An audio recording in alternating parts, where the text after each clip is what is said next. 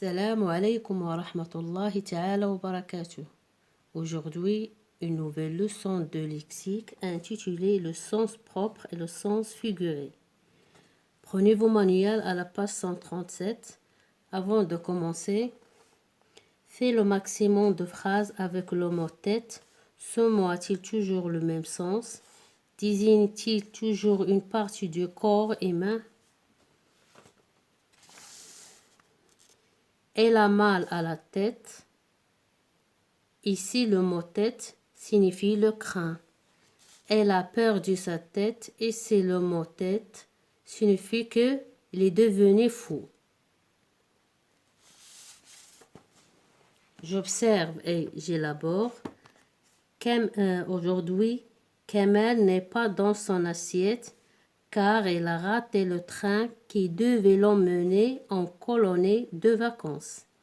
À midi, il n'a presque rien mangé et il est resté pensif devant son assiette de crédité. L'idée de ne pas partir lui a coupé l'appétit. Sa maman l'a forcé à manger et lui a coupé son fruit en petits morceaux. Question numéro 1. Le mot assiette est répété 2 fois. A-t-il le même sens? Non, il n'a pas. Le mot assiette n'a pas le même sens dans ces deux phrases. Une assiette. Question numéro 2. Une assiette est un récipient rond qui peut être plat ou creux. À table, on y met les aliments. Cette définition correspond-il à assiette de la phrase 1 ou de la phrase 3? Cette définition correspond à assiette de la phrase 3. Dans la phrase 1, peut-il mettre le mot assiette au pluriel? On ne peut pas le mettre au pluriel. Comment appelle-t-on le sens employé dans la phrase 1 et dans la phrase 3? Le sens employé dans la phrase 1, c'est le sens figuré. Et dans la phrase 3, c'est le sens propre. Relève dans le texte un autre mot utilisé dans les deux sens, précise dans quelle phrase il est utilisé au sens figuré. L'idée de ne pas partir lui a coupé l'appétit. Sa maman l'a forcé à manger et lui a coupé son fruit en petits morceaux. Alors le mot c'est couper.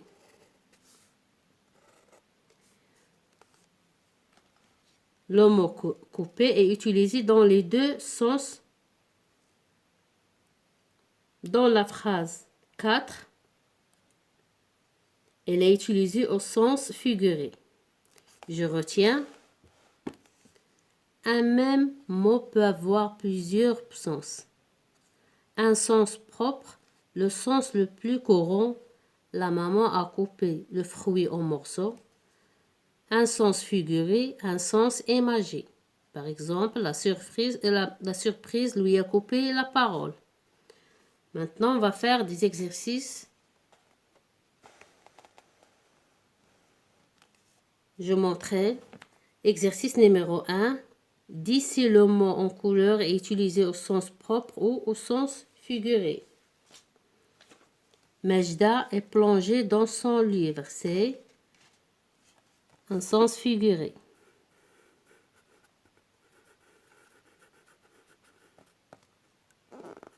Nous plongeons dans la piscine. C'est le sens propre.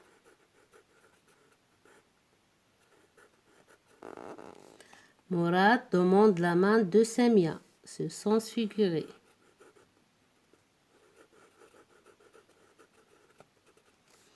Le père tient sa petite fille par la main. C'est le sens propre.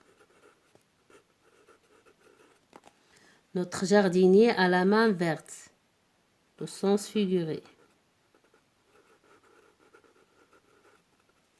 Monsieur Alami est un membre de la direction. C'est le sens figuré.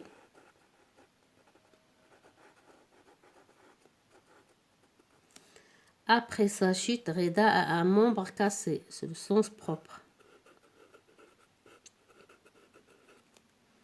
Jamila a éclaté en sanglots.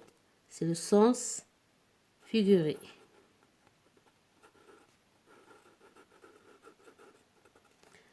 La bombe a éclaté dans le désert. C'est le sens propre.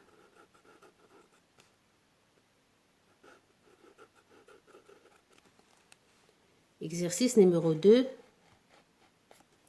Souligne les phrases qui contiennent un mot utilisé en sens figuré. Vous avez une dent carrée, vous devez le soigner. Ça, c'est une phrase qui contient un sens propre. Je n'ai rien à me mettre sous la dent. Je dois aller faire des courses au supermarché.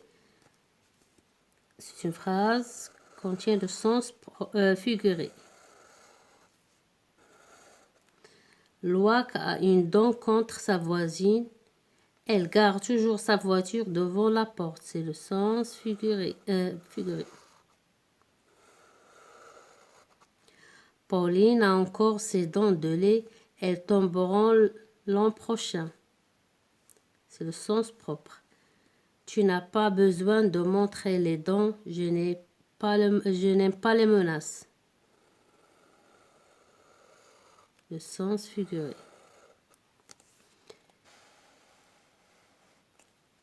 Exercice numéro 3. Relis chaque expression de sens figuré à sa signification. Prendre le train en marche, aller bon train, mener le train, mettre en train quelque chose. De l'autre côté, dans une course, être en tête du coureur, participer à une action déjà commencée, commencer à réaliser quelque chose, aller rapidement, aller vite.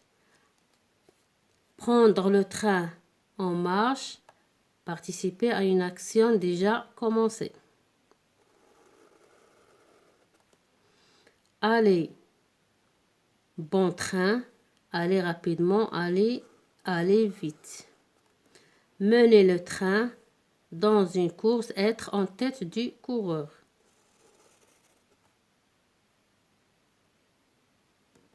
Mettre en train quelque chose, commencer à réaliser quelque chose. Mes chers élèves, fin de séance et à la prochaine, Inch'Allah.